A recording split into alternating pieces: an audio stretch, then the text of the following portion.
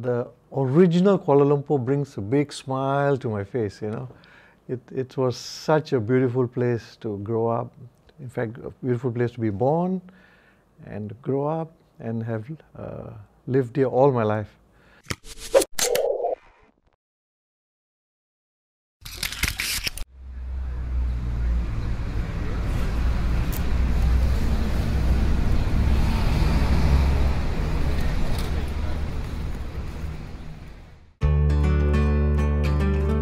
50 years after becoming the first settlement in Malaysia to be granted city status on February 1st, 1972, Kuala Lumpur has moved forward in leaps and bounds to become a more viable, robust, and affluent city.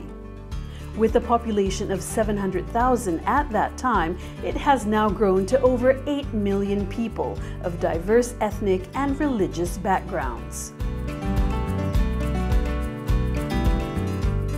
However, Kuala Lumpur has had to come far to get to where it is today, with people who have shed blood, sweat, and tears over the course of historical events, resulting in a magnificent and united vanguard that exists to this day.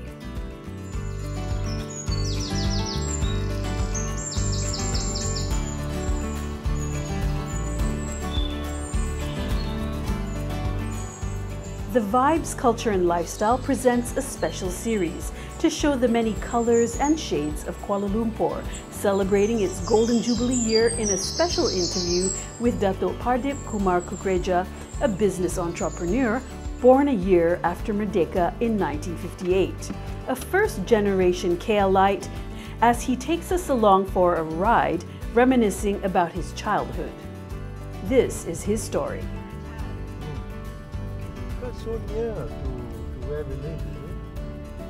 I was born on Batu Road, number 14 Batu Road, which is now known as Jalan Tunku Abdul Rahman.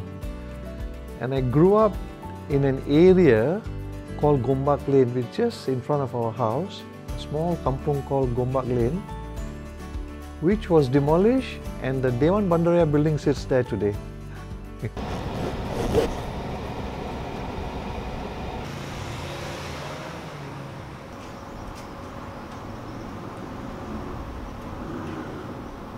So you can imagine that I think very few people who can be as close to Kuala Lumpur and to DBKL as myself, you know. And the other funny thing about my whole life journey is that almost my whole life I've actually lived in the heart of Kuala Lumpur, being born where DBKL is now. Then where Sogo is now, Sulaiman Court used to be there, it was demolished and Sogo was developed. Then from there, Bandar Baru Central, which is maybe 5 kilometers away or maybe even a bit less, you know. From there, we stayed in Kampung Kasipile for a while, just across the road. From there, Titiwangsa across the road, again, just a couple of kilometers from the city centre. And now here in Bukit Tungku, just again, 1 or 2 kilometers from the city centre, is it? So it's been so interesting that my whole life has revolved around Kuala Lumpur. And even my studies was all in KL. I didn't go overseas or anywhere to spend a few years away, you know. The most, maybe a couple of weeks somewhere for holiday and back. So Kuala Lumpur has been just amazing for me all my life. So, you know, we are ethnically, our ethnicity is Punjabi, you know. So we had Punjabi Hindus, we had Punjabi Sikhs, we had Punjabi Muslims, and we didn't know the difference between each other. We were just growing up as one big family, and that is or was the beauty of Kuala Lumpur.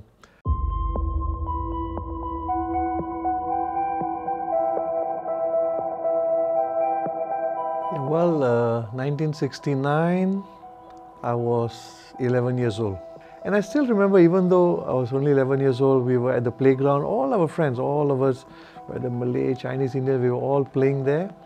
And then all of a sudden, you know, from the window of our flat, you can hear our mothers and fathers calling, "Hey, come back, come back, come back, come back," you know.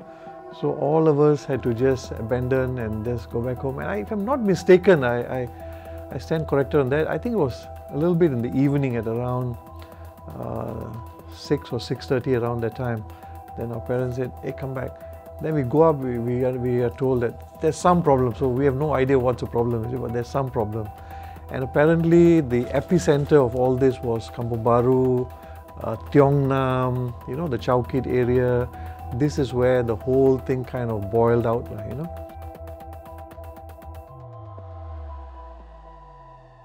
But we never knew. But, you know, I just feel that over the years, I think the politicians should have allowed us to, you know, put that incident behind us and move on.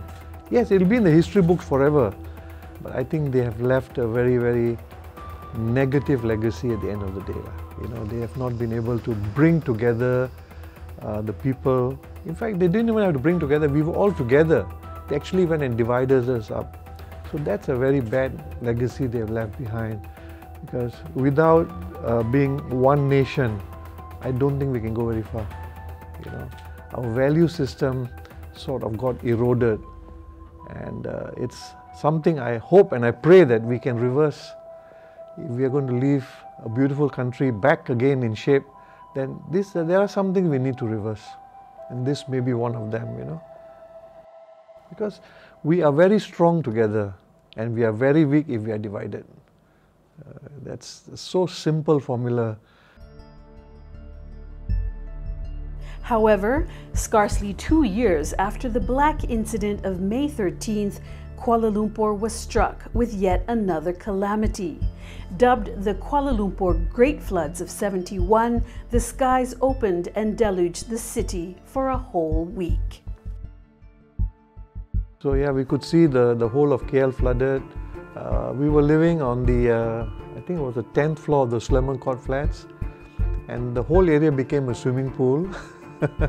So we came down and we were playing in the swimming pool, in the water, and going around with our staff for a few days. And later you realize that, yeah, you know, it's never happened before. It's the first time it happened. But you know, the funny thing is, not very long ago, a few weeks ago, we had floods in KL again, and people were relating it back to the 71 floods, you know. Because by now, actually, we should have been able to sort many of these things out, but we went through a similar experience. I guess that's okay, it's part of the game, it's infrastructure based and maybe also climate based. But it really didn't affect us so much because everyone got back to work immediately, you know.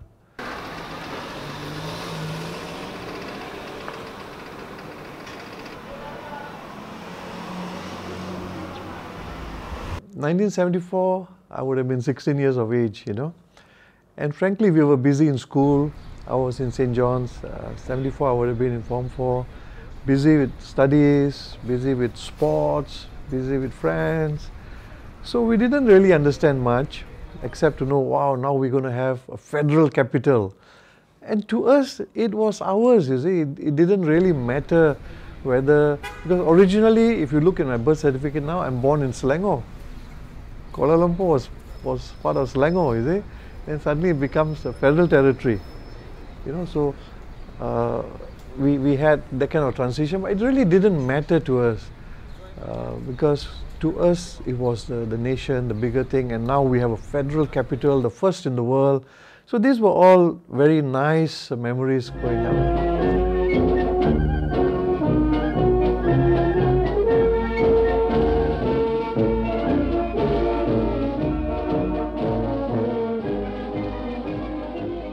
Yeah, no, the parade was, you know, a very exciting part of our life because whenever the Merdeka Day was there, we just have to walk 5 minutes and we are in, you know, Dataran Merdeka. Those days it was Selangor Club, Padang, you know, we go there and we'll see the whole thing. And literally the parade will pass by our house actually, Sulaiman Court and all that kind of thing.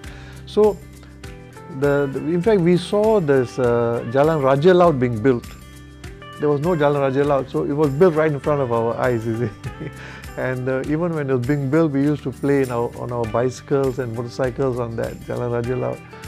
So it was really nice to see all these things happening. And the parade was very, very exciting. But it was very simple, you know, I would say, what I remember of the parade was basically two things. One is a lot of culture in it, you know. There's so much of culture, color and all that. And then certain aspects of the military would come, you know, or the army or the armed forces, kind of a thing. This, you know, when all that happened, we would go and, you know, get onto a motorbike or get into a friend who had a car. We didn't even have a bike or a car, you know, go and visit, because these were all, like they said, monumental or landmark developments at the time, you know. Even, you know, the flyover in front of the Masjid Negara, yeah, that happened when we were around this age, you see. Wow, we have a flyover. Then I remember my older sister telling me, you know, there is a flyover there. I said, what is a flyover? You know, so then one Saturday or Sunday evening, my parents walk half an hour, hey, you know, this new flyover here. So these are all very exciting moments. And now actually you don't even know where the highways will come up. But you can't complain about that. We need to develop. It's a question of how we develop.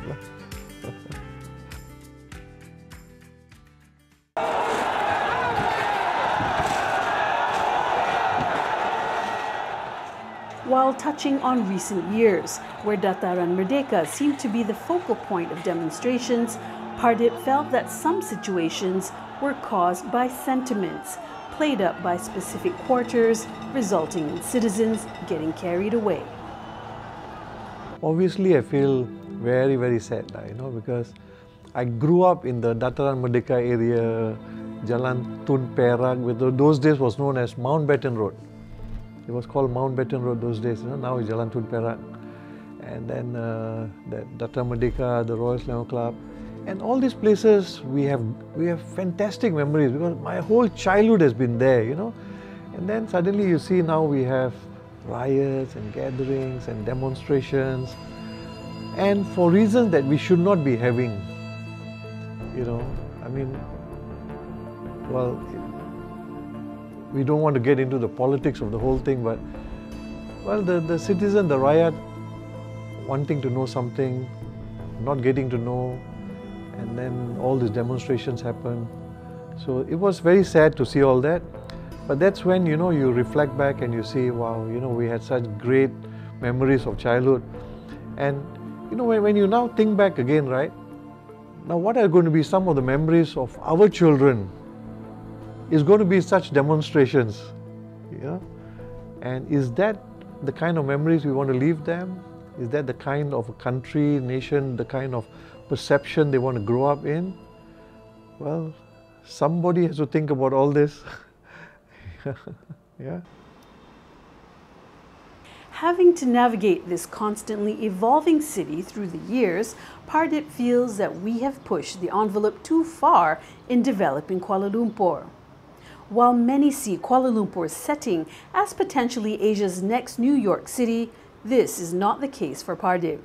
He is skeptical of the rapid and rampant development, turning what he remembers as a child into a jungle of concrete that is beyond imaginable. Good to see you here, Datuk. Good to see you, Datuk. It has been a long time that we have not met each other. This COVID has locked us down so badly. Yeah. But Datuk, good to see you here, because this is a new, I call this as a new content for the city. Wonderful. This is Jejak Pahlawan. And previously, actually, it's a leftover space. But now because of limited space that we have got, we actually try to utilize to the fullest. Oh, skyscrapers is like a bad word today to me. You know, I tell you this one, I won't mince my words, but I think we're overdoing the development. Definitely we're overdoing, and then pushing the density up, making it higher and higher and higher, allowing more people. So, you know, that is creating to damage our environment, okay? we actually do not have a shortage of land per se. I'm not saying Kuala Lumpur alone. I mean, if you look Kuala Lumpur and around Kuala Lumpur, Selangor, Negeri Sembilan, there's no shortage of land. Why are we just concentrating everything in one area and pushing it higher and higher and higher? So I think the development pace has to be managed. I wouldn't say control, it must be managed. Let us not come to a point where we get into a point of disaster, where we have these huge skyscrapers everywhere, traffic is in a mess, environment is in a mess, and you can see the flooding not long ago. I can tell you that flooding definitely has got to do with development, 100%. But specifically under Pemuda, I was assigned actually to work closely with DBKL because I'm a local KL boy, born, brought up in KL. And I think very few people know KL as well as I do. So I've been working with DBKL, you can say, comfortably for the last 10 years or so in different kind of committees or discussion groups and so on. In fact, I've worked with almost 4 or 5 Datuk Bandas over the years. And until 3 years ago, actually I was chairing the traffic management task force as well. And we did a lot of review of the traffic flow in Kuala Lumpur. And actually I dare say that there's a lot of improvement since we made those changes, And sometimes I sit back and think, hey, if these changes were not made, what would be the situation of the traffic? So I'm glad that, we made those changes. But I must say that all these years working with DBKL, working with all the Datuk Bandas and all the executive directors and the directors, I must say the experience has been very, very, very positive. I always found them to be very receptive, very open to ideas, open to changes, and always the aspiration of whichever mayor came in, always the aspiration of that mayor has been, hey, how can we make Kuala Lumpur a world-class city? That's always been the aspiration. But whether we achieve that or not, it's something else that need to be discussed in detail. But at least they aspire to make Kuala Lumpur a world-class city, a good city. And let us not get into this situation of just pushing higher and higher building. In fact, I want to say this. Many people think that it is greed, our greed that's making us make these buildings bigger and higher and bigger and higher, because the more they develop, the more money they make. The money goes somewhere here and there, and everybody wants to get into that cycle. So I think this definitely needs a bit of a relook. Overdeveloping, high skyscrapers.